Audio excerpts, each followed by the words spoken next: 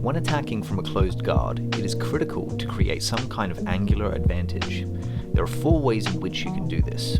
In this first progression, we are using a hip escape by posting our foot on the floor to elevate our hips, then pivoting onto the point of our shoulder to reduce our body's surface area on the ground so we can move our hips.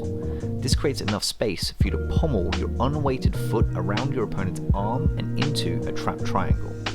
You can then lock up and hang the weight of your hips off of your opponent's spine. We then practice the same hip escape to create angle and pull ourselves back into the closed guard position. Hip escaping off the floor is one of the most fundamental movement patterns of the sport.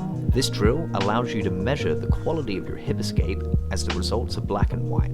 You can either make enough space to pommel your leg or you can't. Your goal is to perform 10 hip escapes on each side, moving back and forth from closed guard to trap triangle. When we want to attack our opponent, we have to reduce our body's surface area on the ground, get into our shell. Okay, now we can start to lift our hips, and this reduces our surface area all the way down to just the thoracic spine. Now from here I can reduce this even further by getting onto the point of my shoulder.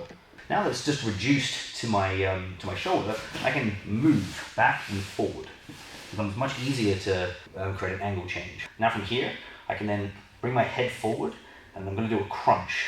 Okay, I'm not pushing off the floor. This is where a lot of people struggle with it. They'll push off the floor and slip. We lift our hips up onto the point of the shoulder and we crunch forward. Okay, this gets my hips up to the line of my shoulders. Okay, so we should be able to go back and forward. Okay, with just one leg or either leg. So we can go with 2 feet. Okay, 1 foot. Okay, or the other foot, which would be a reverse hip escape. That's a good solid drill to practice at home. So this is a modified drill which will give you a pass or fail. So if I try and stay here and I try and get to a triangle from a closed guard, it's going to be really hard. Flexible you are, you're not going to get in there. So you have to form an angle change. So he's just going to sit back, he's got his hands in my biceps. We should always have our hips elevated in a closed guard. This is a really good habit to get into. If my hips are on the floor, it's much easier for him to escape. My hips are on the floor, he can start posting on my hips and start sitting back and generating separation between my hips and his belly. When we have our hips up, he has to stand up to get out. If he tries to push my hips down, right here, he's just going to end up getting off balance.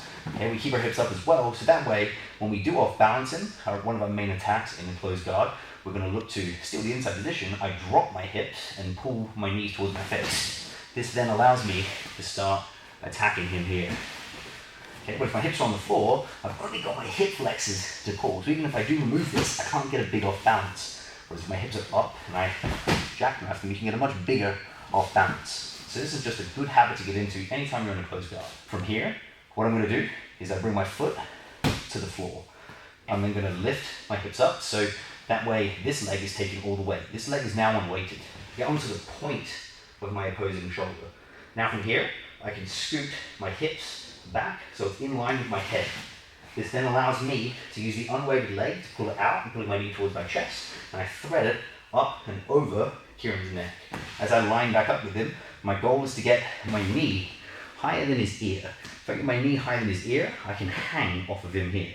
So our goal is to always be hanging off of our opponent. So if Kieran postured up here, right, I'm literally hanging off of him, so I can easily pull him back down.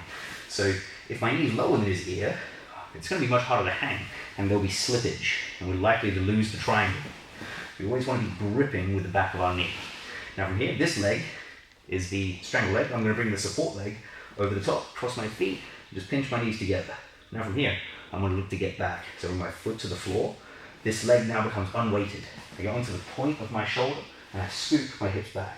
This then allows me to circle my leg through, and I'm going to look to pull myself all the way in. I'm going to look to use my heel hooking onto his hip to pull myself all the way in, along with the opposing leg to hip escape.